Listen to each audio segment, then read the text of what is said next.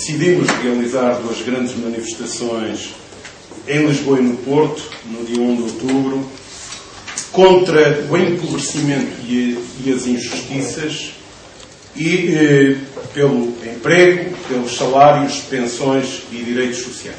O que é que verificamos neste momento?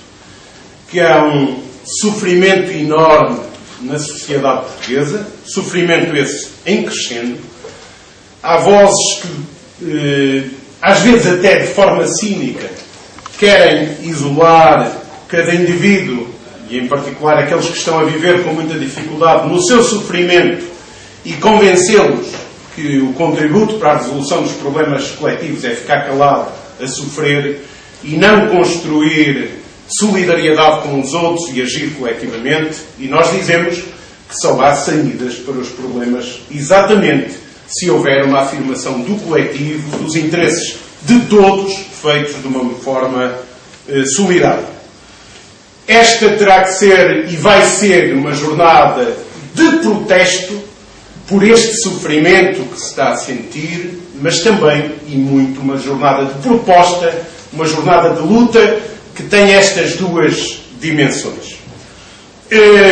Nós vamos trabalhar de forma a que a dimensão e a percepção dos problemas com que os portugueses e portuguesas, em particular os trabalhadores, estão a debater neste momento, apelando à sua consciencialização e à sua mobilização para não se submeterem às inevitabilidades, forçando caminhos alternativos, porque é possível e é indispensável. O país tem condições de ter futuro e é isso que nós iremos dizer no trabalho preparatório durante todo o mês de setembro, trabalhando a partir das mais diversas situações, com os mais diversos temas. Porquê? Alguns porquês desta manifestação, ou destas manifestações. Primeiro, porque os planos de austeridade que nos vêm sendo impostos, quer às pessoas em concreto, quer ao país no seu todo, como Estado, como nação, apenas colocam Portugal numa situação de dificuldades cada vez maiores. O buraco é constantemente aprofundado. É um descalabro para a sociedade portuguesa que se vai acentuando. Segundo, apesar deste governo estar em exercício há pouco tempo, vemos que as políticas neoliberais seguidas pelo governo PSD e CDS são de sucessivos pacotes. Já vimos, aliás está uma imensidão de coisas anunciadas para o mês de setembro, e estes pacotes seguem o mesmo rumo. Aprofundam recessão económica, desigualdades, pobreza, aumento do desemprego, abaixamento da qualidade do emprego e precariedade. Por outro lado, estão a ser profundamente aprofundadas as injustiças sociais e está em curso um ataque fortíssimo ao Estado Social, que é preciso que todos os portugueses tomem consciência disso. O grande avanço que conseguimos na democracia foi em indicadores como o da saúde, da educação, o da segurança social, onde se construíram novas realidades para um país que o tornou um país que se pode considerar nestas questões fundamentais moderno, e hoje é este Estado Social que está a ser posto em causa. Um outro aspecto que gostávamos de realçar é que as políticas que vêm sendo seguidas por este governo têm um traço preocupante para o futuro. Elas cavam todos os dias rupturas de solidariedades e, em particular, de solidariedades intergeracionais. É absolutamente inaceitável, eu diria execrável, que se argumente, por exemplo, em torno da lei, da legislação laboral relativa aos despedimentos ou outras matérias, não se preocupem muito que isto é só para os novos contratos ou é só para as novas gerações. Isto não se admite. A sociedade é hoje capaz de produzir mais riqueza do que há 20 ou 30 anos e não podem colocar-se os jovens condenados a terem apenas precariedade do emprego muito pouco emprego, muito mal pago, ou serem todos os dias desafiados, incluindo os mais qualificados, a saírem do país. Isto não é aceitável e não pode haver organização social ou política que dê cobertura a esta política.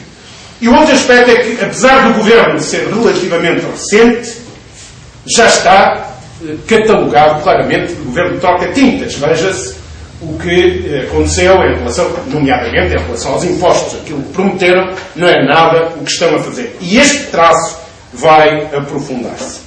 Depois, o que vem de trás e o que hoje está a ser feito pelo governo provoca um enfraquecimento da democracia que é hoje visível e preocupante. Enfraquecimento no plano social, económico, cultural e político. Depois, um outro aspecto que gostávamos de relevar nestes porquês é o que diz respeito à ausência de negociação séria e de diálogo sério. O processo em curso ou em preparação na concertação social não tem nada de plano que permita aos atores que aí intervêm negociar com base em contrapartidas que sirvam as partes representadas. Não, ele visa apenas duas coisas. Submeter o programa, submeter as posições dos parceiros sociais às inevitabilidades e, portanto, serem, aliás, como o próprio Primeiro-Ministro usou numa expressão, colocar os parceiros sociais a serem criadores da compreensão dos sacrifícios. Portanto, não se trata de discutir políticas que possam ser vantajosas para nos aspectos para os trabalhadores. Não, é sermos instrumentos da criação da submissão aos sacrifícios e, por outro lado, com a concertação social, criar a ideia na sociedade portuguesa de que as forças sociais e políticas têm todas que se submeter a isto em nome do interesse nacional de ponto final. E nós dizemos que isto é um sentido profundamente neoliberal, analisado em vários países, que conduz apenas a uma coisa, que é a submissão dos interesses dos povos às engenharias mercantis, dos interesses dos grandes senhores dos mercados financeiros e do poder económico. Nós vamos, como eu disse, fazer desta jornada uma jornada de propostas indispensáveis. Não ficamos apenas pelo protesto. E permitam realçar, e para terminar, depois apenas fazer um anúncio de uma outra iniciativa, mas realçar 4 aspectos. O que é preciso para este país e que é possível? Um sistema tributário justo e progressivo que seja efetivamente aplicado. Ou seja, que haja taxação de movimentos bolsistas, que haja combate à economia clandestina, que haja combate à fraude e à evasão fiscal, que haja combate aos paraísos fiscais naquilo que se puder fazer, que haja uma reformulação do sistema de justiça para que não aconteça o que hoje acontece, que é a maioria do roubo que se faz na sociedade é legal entre aspas, não é? Isto tem que ser alterado. Portanto, neste plano há muita coisa a fazer. Segundo aspecto é a utilização de parte significativa da riqueza para novos investimentos, privados e públicos. E isto é possível fazer, mas inclui uma discussão profunda na sociedade portuguesa, uma mobilização que este Governo não está em condições de fazer, motivar os atores económicos, os atores sociais. Terceiro, destes 4 pontos fundamentais, é um conjunto de medidas para garantir uma melhor distribuição e redistribuição da riqueza. Um dos problemas mais graves do país, como sabemos, somos o país campeão das desigualdades no contexto dos 27 da União Europeia, é este problema da distribuição e redistribuição da justiça. Nós precisamos de uma proteção social efetiva, mínima, de um Estado social e não da destruição do Estado social substituído por politicazinhas de caridades. Nós precisamos de contratação coletiva efetivada, porque ela é um instrumento prioritário na distribuição da riqueza. Nós precisamos de atualização de prestações sociais e do salário mínimo. A esse propósito, queríamos anunciar que hoje mesmo vamos solicitar a realização com caráter urgente de uma reunião da consultação social para se discutirem os fatores que se dizem que são indispensáveis discutir com vista a uma coisa que é imperiosa. A atualização este ano do salário mínimo nacional para 500 euros.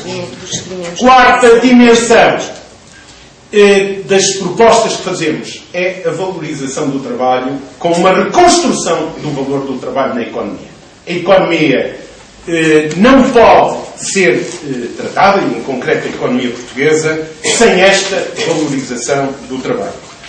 Estas são as preocupações, as fundamentações. Decorre do anúncio que fizemos que o mês de setembro vai ser um mês com imensa atividade temática, com um enorme esforço sindical de mobilização dos trabalhadores, da sua intervenção a partir de situações concretas, de debate da contratação coletiva, de debate dos problemas relativos ao processo de privatizações, etc. E também já hoje definimos que vamos ter em meados de outubro, anunciaremos no dia 8 de setembro, um grande debate sobre as questões do Estado e da administração pública, porque nós não podemos deixar de fazer o melhor que estiver ao nosso alcance com vista a mobilizar os portugueses e as portuguesas, e desde logo, e muito em particular, é essa a nossa função, mobilizar os trabalhadores e trabalhadoras portuguesas para defender a saúde, para defender a segurança social, para defender o ensino e para defender um poder local que seja efetivo ao serviço das populações, e neste momento ele está extremamente fragilizado.